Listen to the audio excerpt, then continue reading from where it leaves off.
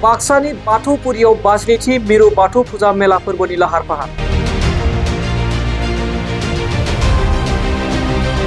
फुंगा बाजनिथि मिरु बाथौ फुजा मेल फोरबो फालिथायखौ खुंफुंनो लाहार फाहार खालामनाया थाद'नाय गैयै सोलिगासिनो दं।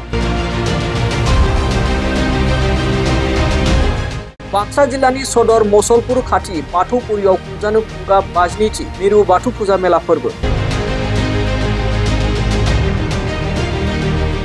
गुबुन गुबुन बोसोरफोरनि बायदिनो बिथांमोना देग्लाय बोसोरावबो मिरु बाथौ फुजा मेला फोरबोखौ मेहेरगोनाङै खुंनो आखायाव लादों। 27 जानुवारिनिफ्राय 5 फेब्रुवारिसिम 10 साननि मेहेरगोनां बायदि हाबाफारिजों लोगोसे हारिमु आयदायाव मेथाइ रोजाबनाय बादायलायनाय, मोसानाय बादायनाय, सानफ्रोमबो गोदान गोजाम मेथाइ रोजाबगिरिफोरनि मेथाइ रोजाबनाय, फेशन श' दिन्थिफुंनाय, मीना बाजार एक्सप'जों लोगोसे बायदि दोरोङारि जानाय लोंनाय थागोन होननानै पान्जाय आफादा फोरमायदों। बेनि थाखायनो सानफ्रोमबोनि हाबाफारियाव हारि धोरोम राव बासियालासे बयखौबो लैहोर लैहोर फैनानै बाहागो लाफैनो पान्जाय आफादा बे समाव खावलायदों। गिबियावनो मागो दाननि बयनिसिमबो आंनि खुलुमनाय जासिहरनाय जाबाय। लोगोसेनो जोंहा केन्द्रीय बाथौ फुजा मेला, बे मेलाया 10 साननि 27 जानुवारिनिफ्राय जागायनानै 5 फेब्रुवारियाव जोंहा जोबहैगोन। थिग बेबादिनो 27 जानुवारि खालि जोंहा दङ कारावकि माने ट्रेकजों खननाय बादायलायनाय। बेखौ जोंहा गिबि सानखालि 27 जानुवारि खालि लानाय जादों। थिग बिदिनो नेक्स्ट 28 जानुवारि बे खालि जोंहा मोसानाय बादायलायनाय, बेखौ जोंहा बेखेवफैगोन थरायना सुदेमसना रामसियारि, बिथाङा जोंहा आर्टिस्ट।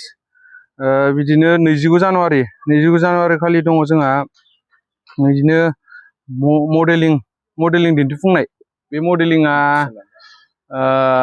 बिदिनो मडेलारफोर फैगोन बेवहाय। आरो नेक्स्ट बिदिनो 29 खालि जायगानि लकेल सिंगारफोर थागोन। 29 खालि लकेल सिंगार आरो नेक्स्ट 30 खालि मडेलिं दिन्थिफुंनाया जागोन 30आव। बिदिनो 31 खालि देंखो मोनाबिलियानो बेवहाय उदालगुरिनिफ्राय जोंहा फंबाय थरथिंग होननाया मेथाइ रोजाबफैगोन। नेक्स्ट 1 फेब्रुवारि खालि जोंहा दङ डान्स दङ। बेजों हांख्रायनानै लाबोनाय जादों ददेरे बर', बिथाङा आर्टिस्ट आरो लोगोसे बेनिनो हान्जा थागोन। 2 फेब्रुवारि खालि थागोन गुवाहाटीनिनो थरायना निकिता बर' आरो आसा बर', बिथांमोना रोजाबफैगोन। आरो 3 फेब्रुवारि खालि जोंहा जनाल स्वर्गियारि टिहुनि आरो बेजों लोगोसे लैथोमा बसुमतारी सिमला, बिथांमोना नुजाफैगोन। आरो 4 खालि फुंबिलि बसुमतारी चिरांनि, बिथाङाबो सिंगार। बिनि उनावहाय 5 फेब्रुवारि खालि जोंहा अखा थंब्लेद देंखो मोनाबिलि लानाय जादों लटारिबो। आरो जोंहा बेजोंनो मोनसे फेब्रुवारिनि 1 खालार खालि 1000 सुबुङा बेवहाय आर'ज रोजाबगोन।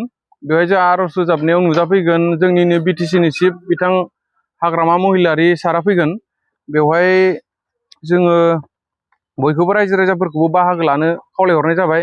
लोगोसेनो जोंनि बे केन्द्रीय बाथौ फुजा मेला आफादा साबसिननिफ्राय हामसिन नुनो थाखाय जोङो गासैबो रायजो राजानिफ्राय लैहोर लैहोर नुजाफैनायखौ हास्थायनानै आं कालचार सेक्रेटारि जानानै बेखिनिखौनो आसा खालामनाय जाबाय। आदसा, जोंनि बे केन्द्रीय बाथौ फुजा मेलाया गुबुनफोर बोसोरनि बायदिनो देग्लायबो जोङो गाजा गोमजायै जोंनि कमिटिया आफादा खुंनो होननानै थाम-थिम खालामगासिनो दङ। जों देग्लाय बोसोरनि जिथु जोंनि फुजानि हाबाफारि बा सान, बेखौ जोङो 10 सान लाखिनाय जादों। जोङो कमिटिनिफ्राय बे 10 सानखौ जोङो थि खालामनानै देग्लायनि जानो गोनां जिथु जोंनि बाथौ फुजा, बे बाथौ फुजाखौ जोङो 10 सान फालिनाय जागोन। दा बेवहायनो जोङो बे 10 सानाव जोङो गोबां कालारफुल प्रग्रामफोर लाखिनाय जादों। कालचारनिफ्राय लानानै बायदि बायदि मेला, बाजार, बेफोरबायदि गोबां लाखिनाय जादों। जोंहा गिबियावनो दङ इन्टारनेसनेल एक्सप'। बेवहाय जोंहा गोबां आइटेमफोर थागोन, जेरै मीना बाजार, चिलड्रेनफोरनि ट्रेन, सोरखि खेला, आरो गोदानै देग्लायसो नैबे जोंनि ओनसोलाव माने गिबि खेबनि थाखाय जायगा लाफैदों। बे जाबाय जलपुरि डान्स।